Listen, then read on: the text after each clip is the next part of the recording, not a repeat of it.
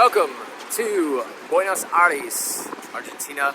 I was here to run the marathon over the weekend, just did it yesterday. It was an awesome race, by the way, but I had to get some car culture while I'm here, so I'm outside the Automobile Club of Argentina.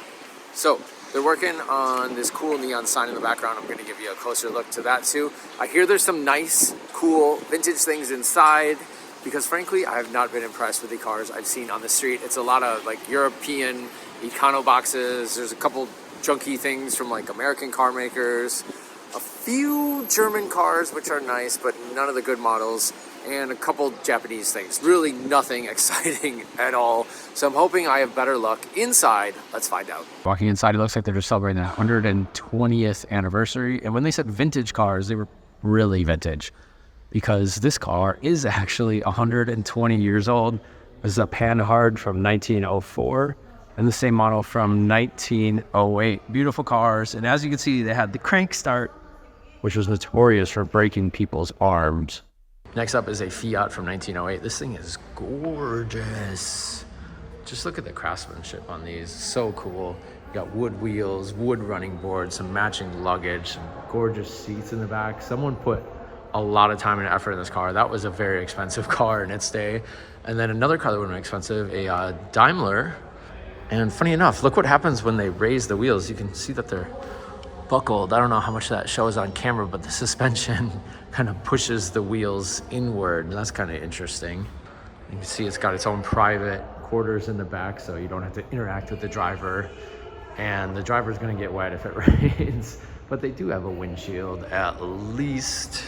Next up, I guess this would have been the sports car of its day. It's tiny, little two-seater. Actually, with that top up, it's as tall as me, so just over 6 feet. This is a really small car. I can imagine if you turn this thing a little too tight, it's just gonna tip right over. It's a 1907 Peugeot, a car brand, which is obviously French and found very commonly still in Argentina today.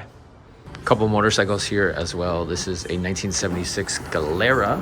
It's actually an Argentinian brand, and it looks like it was specially made for the Automobile Club.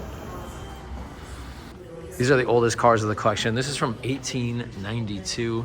This is a Daimler in incredible condition. This one definitely has not been driven very much. And next to it, also a famous car, one of the first Benzes. And Daimler-Benz would collaborate later and join forces, and kind of makes sense because obviously they had similar style. This looks like it might have been the economy car of its day, definitely not any special coach work or anything like that. This is a French car I've never heard of from 1904. A Darach. Gotta have the tongue accent in there. Maybe like fire engine look? Not necessarily my type of design. Another French car I'm going to butcher the name of, De Dion Bouton. It's kind of funny that French cars were prevalent back then and still very much so today. This one's a little more specialized than the last one. You got the wooden wheels, kind of like that Fiat earlier, and a lot of woodwork inside. And interesting enough, the seats are kind of falling apart, which is to be expected. It's 120 plus years old. But inside, the fibers almost look like hay or something like that. Next up, we have a 1911 Wanderer Ale Mania. I really like the look of this car, and the layout is interesting. It's just a single seat in the front and a single seat in the back. So instead of side by side, I feel like this would have been a selling point for a lot of husbands, so they didn't have to hear their wife in the back. And before Taylor Swift, you had Swift Automobiles. This is from 1908. Just that one single headlight way back there. Can you imagine driving at night back then? It must have been super, super sketch. So here's some more of those motorcycles from the 70s. It looks like the Automobile Club actually used these as their service vehicles. That one in the back there is a moped with a truck bed, and you got a little siren on top. Kind of a cool idea. You could throw a couple tires in there, some batteries, some of your basics, maybe some gas if you ran out.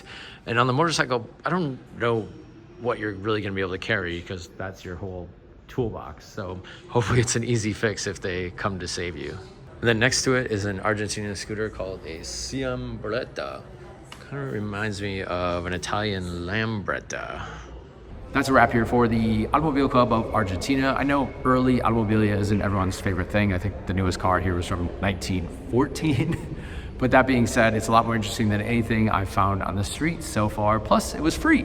So if you're in the neighborhood, make sure to check it out and comment below the car you like the most in the collection. I'll be posting a ton more videos, so make sure to share and follow at Petroelectric. I will see you on the next one.